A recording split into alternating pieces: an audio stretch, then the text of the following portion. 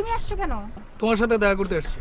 তুমি জানো না ভাইয়া বাসায় আছে? এত রিস্ক নিয়ে তুমি আসছো কিসের জন্য? তো থাকলে কি, আমি আসি আমার বউর সাথে দেখা করতে, তার সমস্যা কোন জায়গায়? দেখো, তোমার সাথে আমার একটু দেখা, ওইটাও কি তুমি বন্ধ করতে চাও বলো? কত কষ্ট করে ম্যানেজ করছি। আমি তোমার সাথে দেখা করতে আসলে, আমার বউর সাথে দেখা করতে আসলে তার সমস্যাটা কোন জায়গায়? আমার নিয়ে তার কমপ্লেন্ট কি, অভিযোগ কোন জায়গায়?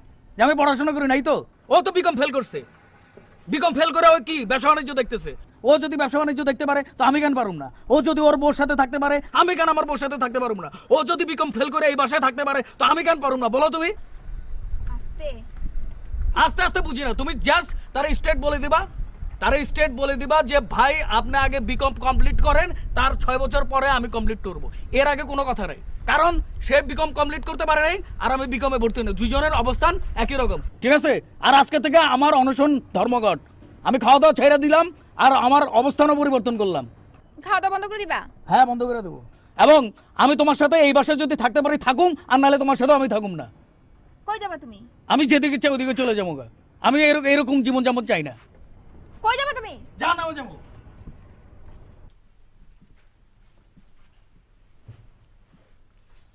আম্মা, কি আম্মা ও তো খাওয়া দাওয়া বন্ধ করে দিছে। খাওয়া দাওয়া বন্ধ করে দিছে? কেন, বাসার খাবার ভালো লাগে না? না মা, ও তো বাসার বাইরের সব খাবারই বন্ধ করে দিছে। ও তো অনশন ধরছে। অনশন ধরছে প্রেস ক্লাবের সামনে? জি না মা, ও সত্যি সত্যি খাওয়া দাওয়া বন্ধ করে দিছে। কেন খাওয়া দাওয়া বন্ধ করে দিছে কেন, কি হয়েছে? আম্মা ও বলছে যতদিন বড় ভাইজান বিকম পাস না করবে ততদিন ও পড়াশোনাও করবে না, খাওয়া দাওয়া করবে না। বড় ভাইজানের যে যোগ্যতা ওরও সেই যোগ্যতা। ও তোমার এই কথা কইছে? জি আম্মা।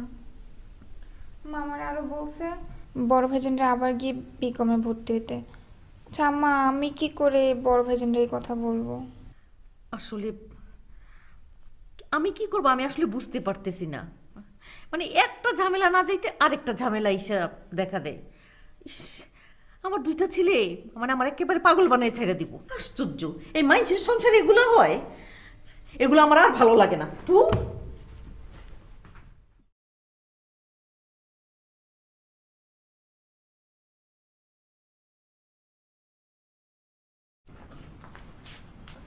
আম্মা কেন ডাকছো? তাড়াতাড়ি বলো, দেরি হয়ে যেতেছে। আনোয়ার তো খাওয়া দাওয়া বন্ধ করে দিছে। ভালো তো, একজনের খরচ কমলো। হাই, তুই কেমন বাইরে? তোর বুকে কি মায়া দয়া নাই? ওর জন্য নাই। আমার জন্য আছে। অবশ্যই আছে। আমি যা বলবো শুনবি? অবশ্যই শুনবো, কিন্তু আনোয়ারের ব্যাপার বাদ দিয়া ওর ব্যাপারে আমি হাত ধুয়ে ফেলছি। ওইটা তো সেইটা হইল যে বিচার মানি তাল গাছ আমার। আচ্ছা, আমার একটা কথা রাখবি? কি? তুই কলেজে যাইয়া বিকমে ভর্তি হয়ে যা, পড়াশোনা শুরু করে দে। কি? আরে বিকমে ভর্তি হয়ে পড়াশোনা শুরু করে দে। আম্মা তোমার কি মাথা খারাপ হয়ে গেছে? আমি এই বয়সে পড়ালেখা করতে যাবো? হ্যাঁ, আর পড়ালেখার কথা আইলো করতে এখানে? পড়াশোনার কোনো বয়স আছে? আম্মা আমি পড়ালেখা করতে যাবো আর মানুষ হাসবো না? মাঝে হাসবো কেন? তুই টুপি মাথায় দিয়া মাথা নিচু করে যাবি, কেউ দেখতে পাইবো না। আম্মা তুমি আমার লোকে মজা লও। আরে আমি তোর লগে মজা লই না, আমি খুব ঝামেলায় আছি। আনোয়ার আমারে কইছে তুই যদি বিকম পাস না করস তাইলে ওই কলেজে ভর্তি হইব না। তুই কলেজে যেয়ে ভর্তি হ, তুই বিকম পাস করলে আনোয়ার কলেজে যাওয়া শুরু করব। এই পড়ালেখার কথা আমার কইও না, আমার দ্বারা পড়ালেখা এখন হইব না, বুঝছো? এসব আমার কইও না। এই, তোর বউ তো তোর চেয়ে বেশি পড়াশোনা, তোর শরম করে না? না লাগে না। আর এই যে আনোয়ারের কথা বলে না, আনোয়ারের এটা হচ্ছে পুরো ধান্দাবাজি। আনোয়ার নিজে পড়বো না, ওর একটা উসিলা দরকার, ও উসিলা বের করছে।